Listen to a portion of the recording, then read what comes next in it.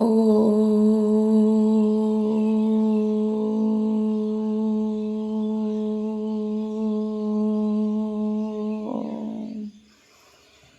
শান্তি। 28/4/2024 প্রাতঃমুরলি। ওম শান্তি। অব্যক্ত বাপদাদা রিভাইস 23/10/99। আজকের মুরলির টাইটেল হচ্ছে সময়ের আওয়াজ দাতা হও। সময়ের আওয়াজ কি দিচ্ছে? দাতা হও। আজকের অব্যক্ত বাপদাদার অমূল্য মহাবাক্য হচ্ছে, আজ সর্বশ্রেষ্ঠ ভাগ্য বিধাতা। মধুবনে যাব, মধুবনে ডায়মন্ড হলে বসে অব্যক্ত বাপদাদার কাছ থেকে ডাইরেক্ট মহাবাক্য শুনছি, এই অনুভব করে শুনব। আজ সর্বশ্রেষ্ঠ ভাগ্য বিধাতা, সর্বশক্তি দাতা বাপ দাদা চতুর্দিকের সব বাচ্চাকে দেখে উৎফুল্ল হচ্ছেন।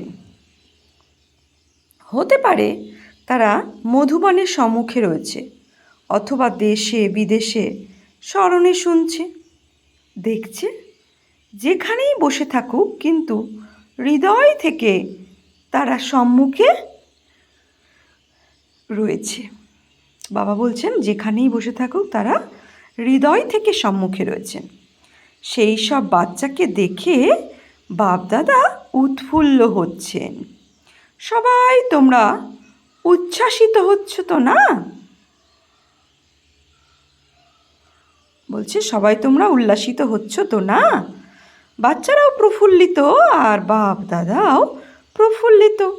আর একটাই সদাকালের হৃদয়ের প্রকৃত পুলক দুনিয়ার দুঃখ দূর করে দেয়।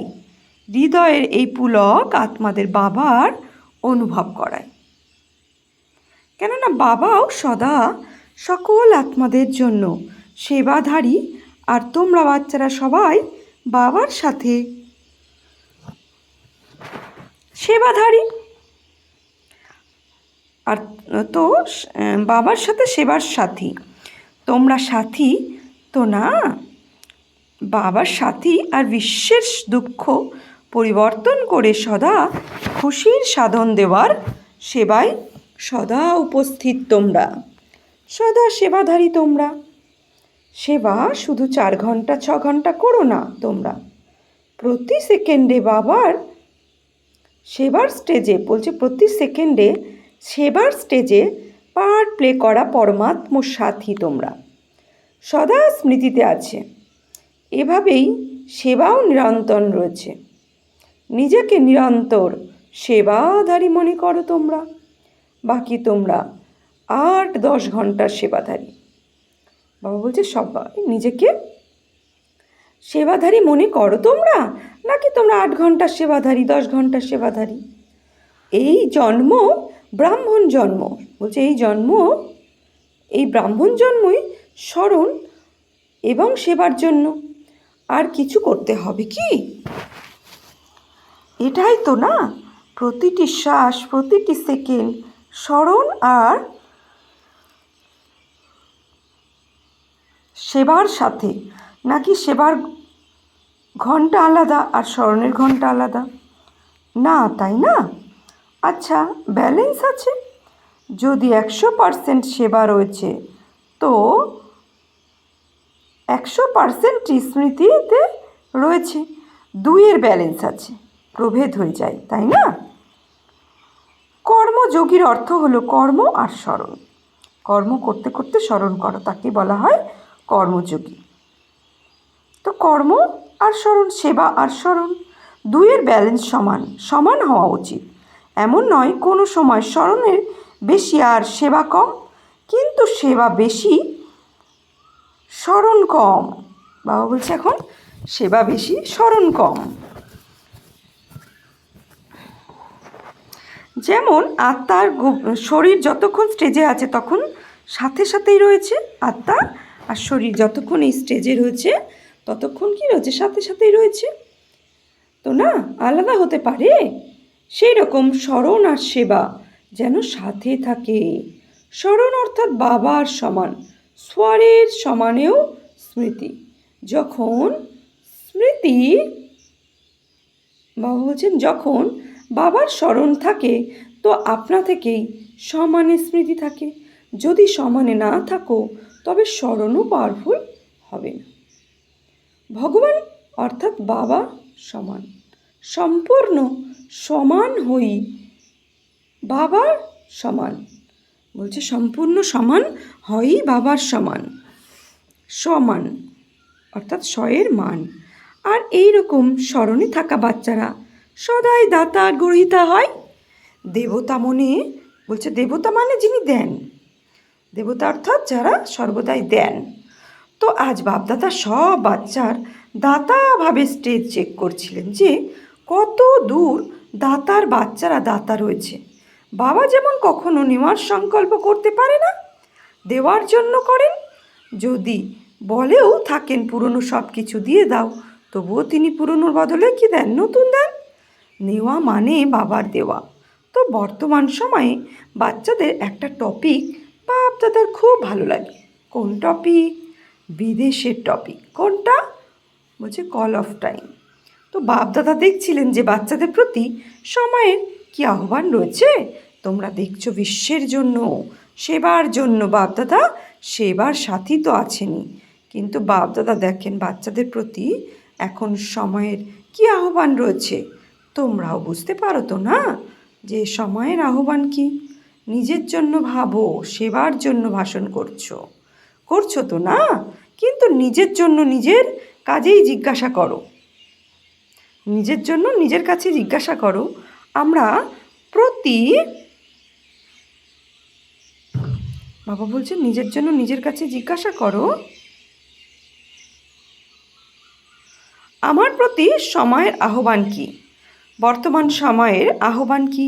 তো বাপদাদা দেখছিলেন যে এখন সময় অনুসারে সব সময় প্রত্যেক বাচ্চার দাতা ভাবে স্মৃতি আরও বাড়াতে হবে।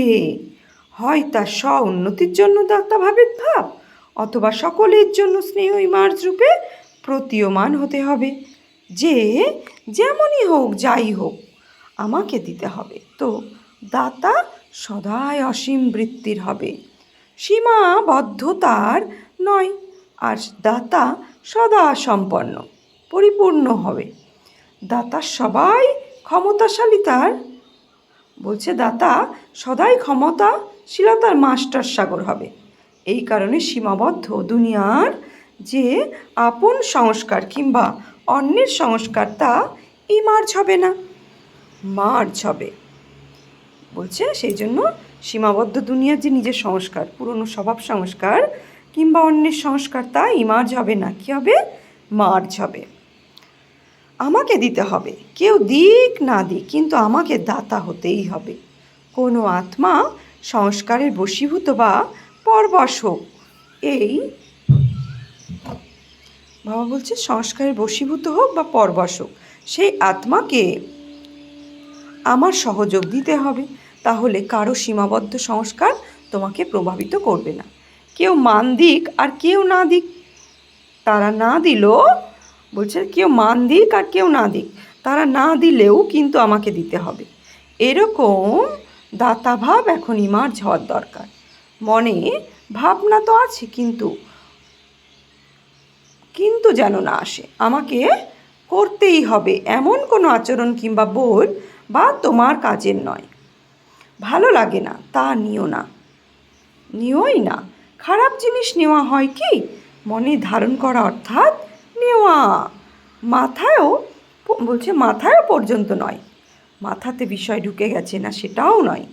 যখন জিনিসই খারাপ ভালো নয় তখন মাথায় আর মনে দিও না, অর্থাৎ ধারণ করো না। তাছাড়াও নেওয়ার পরিবর্তে দাতা হয়ে শুভ ভাবনার শুভকামনা দাও, নিও না। কেননা এখন সময় অনুসারে যদি মন আর মাথা খালি না হবে তবে নিরন্তর সেবাধারী হতে পারবে না। মন অথবা মাথা যদি অন্য কোনো বিষয়ে বিজি হয়ে যায় তাহলে সেবা কী করবে? তারপরে লৌকিকে যেমন কেউ 8 ঘন্টা কেউ 10 ঘন্টা ওয়ার্ক করে, সেভাবে এখানেও হয়ে যাবে। 8 ঘন্টার সেবাধারী, 6 ঘন্টার সেবাধারী। তো বলছে তাহলে এখানেও হয়ে যাবে 8 ঘন্টার সেবাধারী, 6 ঘন্টার সেবাধারী, লৌকিক সেবার মতো। নিরন্তর সেবাধারী হতে পারবে না, হয় মনসা সেবা করো অথবা বাণীর দ্বারা, অথবা কর্ম অর্থাৎ সম্বন্ধ সম্পর্কের দ্বারা।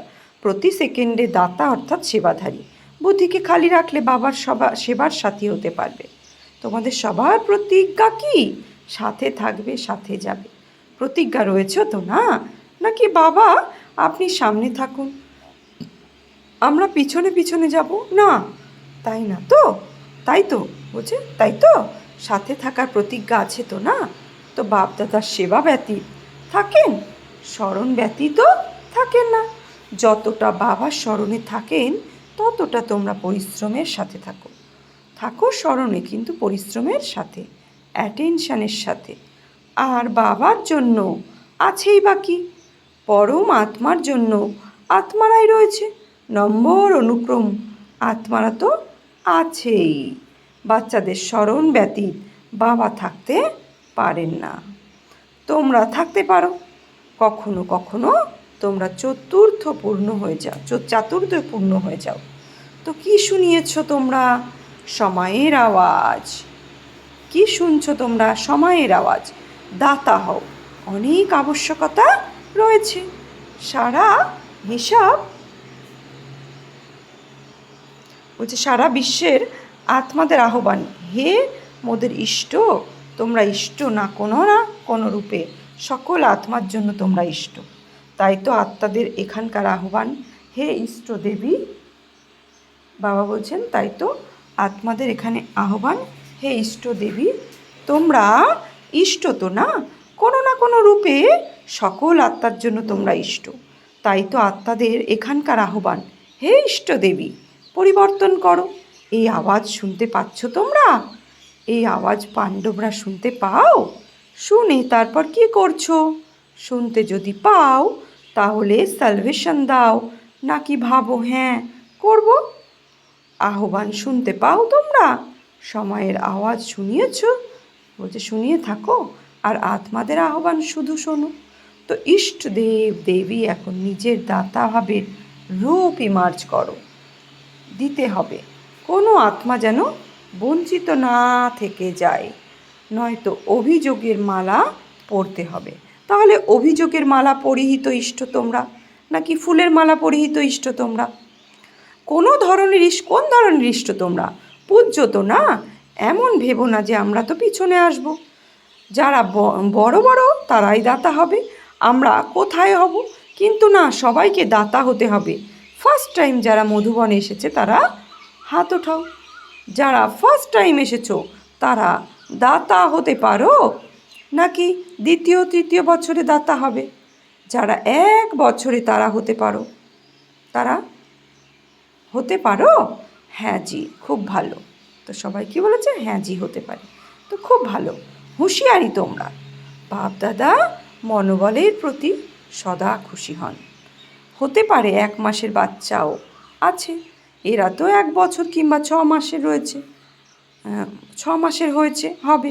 কিন্তু বাপ দাদা জানেন যে 1 সালের হোক বা 1 মাসের হোক, 1 মাসেও নিজেকে ব্রহ্মাকুমার কিংবা ব্রহ্মাকুমারী বলে থাকে। বাবা বলছেন 1 মাসে তারা নিজেকে ব্রহ্মাকুমার বা ব্রহ্মাকুমারী বলে থাকে। তো না, তো ব্রহ্মাকুমার এবং ব্রহ্মাকুমারী অর্থাৎ ব্রহ্মা বাবার অবিনাশী উত্তরাধিকারের অধিকারী হয়ে গেছে। ব্রহ্মাকে বাবা বলে মেনে নিয়েছে। তবে কুমার কুমারী হয়েছ তো না? সুতরাং ব্রহ্মাকুমার ব্রহ্মাকুমারী, ব্রহ্মা বাবা শিব বাবার অবিনাশী উত্তরাধিকারের অধিকার হয়েছ নাকি 1 মাসের জন্য উত্তরাধিকারী পাবে না? যারা 1 মাসে তাদের উত্তরাধিকার লাভ হয়। যখন উত্তরাধিকার পেয়ে গেছো তখন দেওয়ার জন্য দাতা হবে। তো না, যা কিছু জিনিস প্রাপ্ত হয়েছে তা দেওয়া শুরু করা উচিত তো না? যদি বাবা মনে করে কানেকশন জুড়ে নাও, তবে 1 দিনেও অবিনাশী উত্তরাধিকার নিতে পারো। এরকম নয় যে এটা ভালো কোনো শক্তি আছে, কেবলমাত্র তো বাবা বলছেন বোধগম্য তো হচ্ছে তো না? বলছে এটা ভালো, কোনো শক্তি আছে, কোন শক্তি আছে, কোনো শক্তি আছে, বোধগম্য তো হচ্ছে তো না? বাবা বলছেন বোধগম্য তো হচ্ছে, এটা নয়। অবিনাশী উত্তরাধিকারের অধিকারী হয় বাচ্চারা, বুঝবে, দেখবে নয়। যদি একদিনেও হৃদয় থেকে বাবা মেনেছে তো উত্তরাধিকারের অধিকার হতে পারো। তোমরা সবাই অধিকারী তো না? তোমরা সবাই ব্রহ্মা কুমার কুমারী, তাই না? নাকি হয়ে গেছো, নাকি হতে এসেছো? কেউ তোমাদের বদলাতে পারবে না। ব্রহ্মা কুমার ব্রহ্মা কুমারীর পরিবর্তে শুধু কুমার কুমারী হয়ে যাবে। বলছে হতে পারে না। ব্রহ্মা কুমার আর কুমারী হওয়ার লাভ আছে। এক জন্মের লাভ নয়, অনেক জন্মের লাভ। পুরুষার্থ অর্ধেক জন্মের, অর্থাৎ তোমাদের জন্মের চতুর্থাংশ। আর প্রারব্ধ রয়েছে অনেক জন্মের লড়াই লাভ, তাই না? বাপ দাদার সময় অনুসারে বর্তমান সময়ে বিশেষ একটা বিষয় অ্যাটেনশান দিয়ে থাকেন, কেননা বাপ দাদা বাচ্চাদের রেজাল্ট দেখতে থাকেন তো না? তো রেজাল্ট দেখা গেছে, মনোবল খুব ভালো হয়েছে, লক্ষ্যও খুব ভালো। লক্ষ্য অনুসারে এখনও পর্যন্ত লক্ষ্য আর লক্ষণে প্রভেদ আছে। নম্বর ওয়ান লক্ষ্য রয়েছে সবার। যে কোনো কাউকে যদি বাপদাদা জিজ্ঞাসা করবেন তো তোমাদের লক্ষ্য 21 জন্মের রাজ্যভাগ্য নেওয়ার, বাকি সূর্যবংশী হওয়ার বা চন্দ্রবংশী। তবে কিসের পক্ষে সবাই হাত ওঠাবে? সূর্যবংশীতে, তাই তো না? বাবা বলছেন যখন হাত ওঠাবে তখন সূর্যবংশী, অর্থাৎ সত্যযুগের জন্য, তাই তো না? কেউ আছে যে চন্দ্রবংশী হতে ইচ্ছুক? কেউ রাম হওয়ার ইচ্ছা আছে? কেউ নেই। এক তো কেউ হও, কাউকে রাম হতেই হবে তো না? কেউ একজন হাত তুলেছে, ভালো, নয়তো রামের সিট খালি থেকে যাবে। তো লক্ষ্য অ্যাটেনশান দেওয়ার অত্যন্ত প্রয়োজনীয়। তার কারণ কখনো তোমরা গ্রহিতা হয়ে যাও, বা বলছেন কখনো কখনো তোমরা গ্রহিতা হয়ে যাও। এটা হওয়া উচিত, এটা করে দিক, এ সহযোগ দিক, এ যদি বদলায় তো আমি বদলাবো। এই পরিস্থিতি ঠিক থাকলে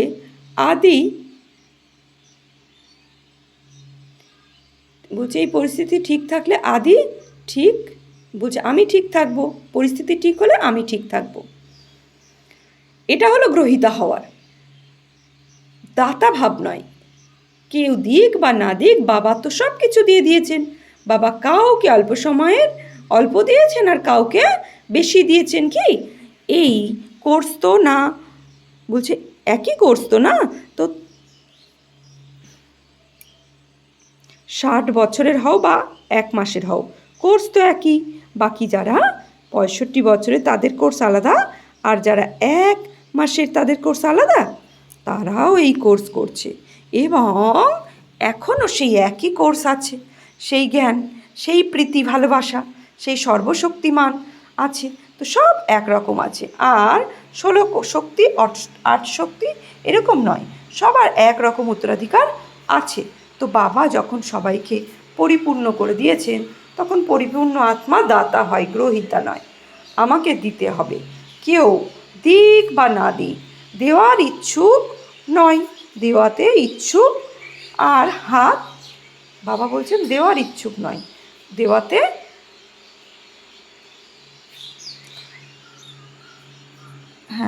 তো দেওয়াতে ইচ্ছুক।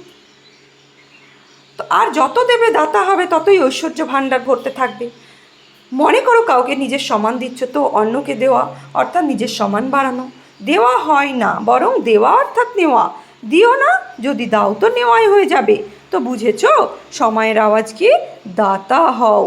একটা শব্দ স্মরণে রেখো, যে কোনো ব্যাপারে হয়ে যাক না কেন, দাতা শব্দ স্মরণে রেখো। ইচ্ছা মাত্র অবিদ্যা, না সূক্ষ্ম না স্থূল, না স্থূল নেওয়ার ইচ্ছা, না সূক্ষ্ম নেওয়ার ইচ্ছা, না স্থূল নেওয়ার ইচ্ছা। তো সূক্ষ্ম নেওয়ার ইচ্ছা। তো দাতার অর্থ হলো কি? ইচ্ছামাত্র অবিদ্যা সম্পন্ন, কোনো অপ্রাপ্তির অনুভব হবে না, যাতে নেওয়ার ইচ্ছা হবে, সর্বপ্রাপ্তি সম্পন্ন। তো লক্ষ্য কি?